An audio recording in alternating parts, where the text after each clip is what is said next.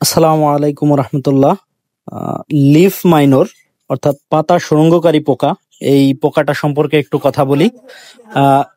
Leaf minor যেটা, আরো একটু সহজ করে বলি, কোনো কুমড়া জাতীয় ফসল বা এই ফসলের গাছের পাতার উপরে হচ্ছে উর্দু লেখার মতো এক পদের লেখা দেখা যায়, আরবি লেখার মতো।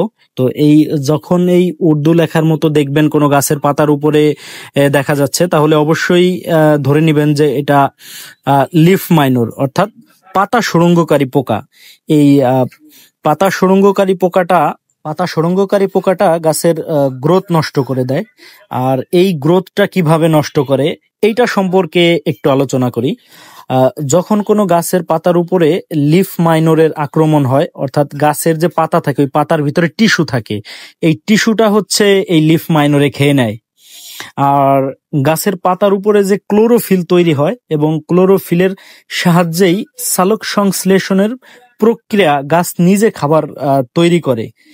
এই এই প্রক্রিয়াটাই হচ্ছে মূলত সূর্যের আলো, জল এবং কার্বন ডাই অক্সাইড ব্যবহার করে গাছ নিজে পাতার মাধ্যমে খাবার তৈরি করে।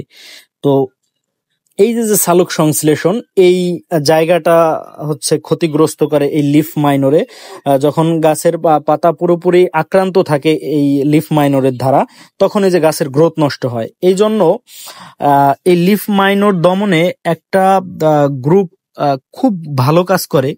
এই গ্রুপটা হচ্ছে অ্যামামেকটিন বেনজোয়েট, যেটা অ্যামামেকটিন বেনজোয়েট এটা বিভিন্ন কোম্পানির হতে পারে।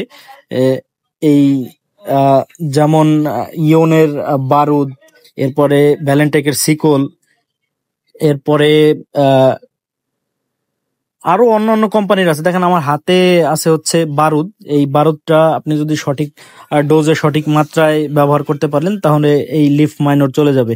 এবং এছাড়াও বারুদ ব্যবহারের আরো অন্যান্য উপকারিতা আছে, যেমন আপনার লেদা পোকা, সেনা পোকা, ছটকা, এই ধরনের যদি কোনো পোকা থাকে তাহলে এগুলাও কিন্তু দমন হয়ে যাবে।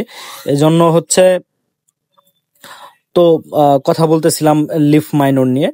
তো আপনি যদি না বোঝেন, অবশ্যই যে ভালো বোঝে বা বুঝতে পারে তার পরামর্শ নেবেন এবং গাছের পাতাকে কেটে তারপরে হচ্ছে আপনি নিয়ে আসবেন। দেখেন আপনার কৃষক এসে যেভাবে বলে যে আমার গাছে এই সমস্যা, আমরা অনেক সময় বুঝতে পারি না, যার কারণে আমরা ছত্রাকনাশক ব্যবহার করতে বলি বা ছত্রাকনাশক অনেকেই হচ্ছে দিয়ে দেই।